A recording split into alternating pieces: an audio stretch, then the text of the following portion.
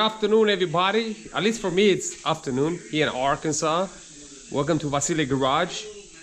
And some of you guys may watch some of the videos before. We doing some work to Monica because we're going turbo. Now, to go back a little bit, I pulled the FX350 out because I'm going to go with the twin discs. I'm going to go with the twin disc clutch masters. Now, I did notice that, let me put this down a little bit. That's my pastor at my church.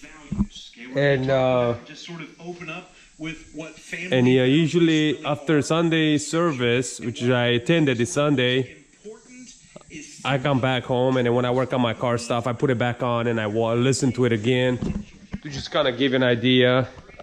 Yeah, this is just a list of a vibrant AM fittings. That's 6 and stuff for my fuel lines. And yeah, family values. That's what the sermon is on. It was a really good sermon this morning.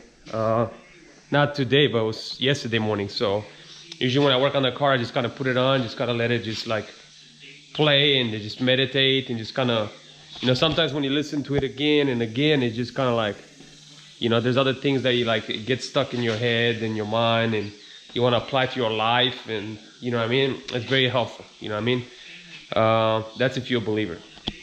Anyway, so the video of today is replacing the rear main seal, which is that right there.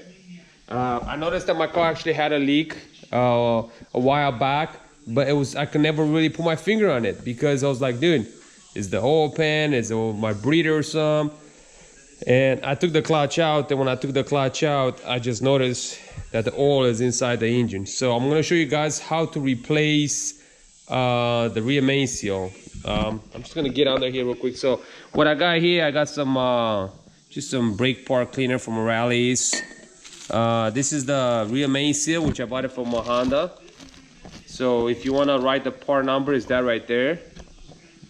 91214-RNB-A as an apple 01. That's the rear main seal for this car right here. So in order to pop the old one out, what you need is probably like a small little tiny screwdriver or one of those picks right there. See that? And then I got a mallet hammer. Snap it up in here so that way you don't damage the new one. And then we got a piece of cloth here, and of course a cup cleaner so we can clean up the old residue and oil. So since I have no help today, Della is usually my biggest help, but since she's doing schoolwork, it's just gonna be me. So it is what it is, you know. It's me and Pastor Brandon Cox right there. Cool dude right there. Cool dude, cool dude. Okay, so I'm gonna get in here real quick, and I'm just gonna, probably gonna go on top, make it easier. See that?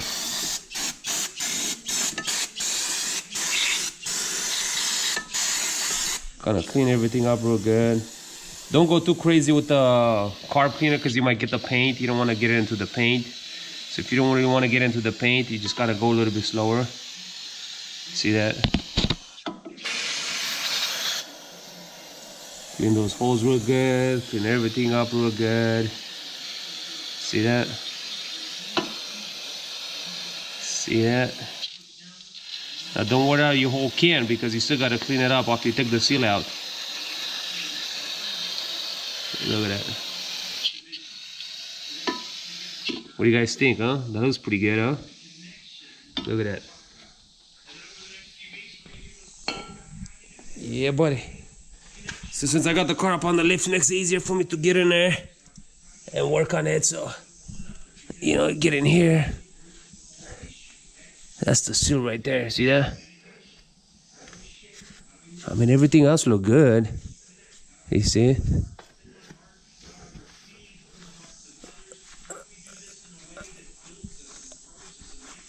All right. Let's see here. Now, guys, you're gonna have to bear with me. This hat is really in the way. And it's a nice hat, so definitely don't want to ruin it. So now you're just gonna have to bear with me because this is the first time I done it. Well, I haven't done it yet. So I got I got this pick right here. See that? I don't know. Oh, what we did. Man, I'm telling you.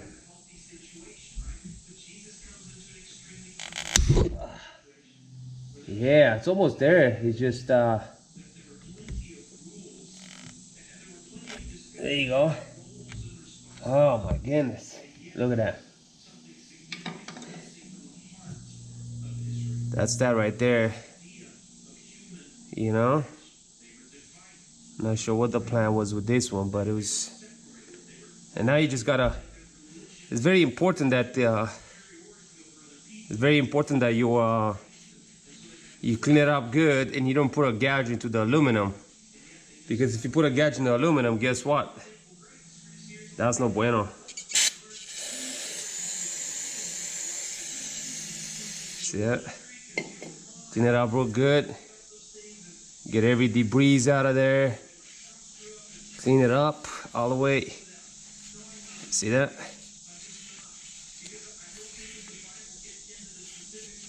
Nice and clean, you see that? You get your big head in there and look for it. Make sure everything's clean. All right.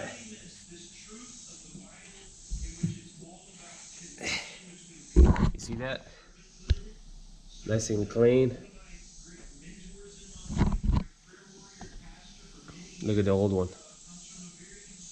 Now, some people like to use the old one to kind of guide it, but this is the new one right there.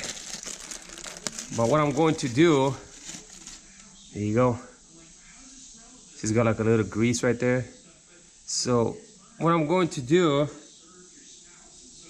I'm gonna kind of slide it over right there and just kind of barely just tap. See that? You gotta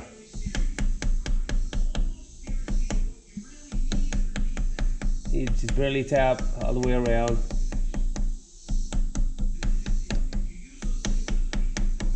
You know? So you don't damage it, so you gotta. Now you can just put half of it right there, but it's already kind of damaged. So it makes it harder, but you just kind of use the edge.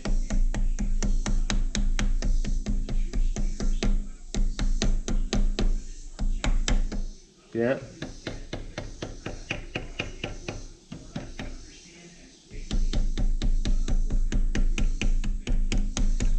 You cannot damage it with this right here. Hey guys, is my big head in the way? I hope not. So then after you put it on, you want to make sure that it doesn't overlap anywhere, you know? That it's straight all the way inside. See that? Look at that. Nice and clean, huh? What do you guys think?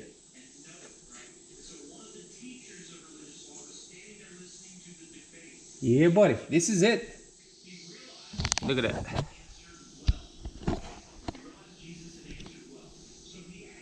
New one is in. Nice and fresh. Clean. Took the old one out.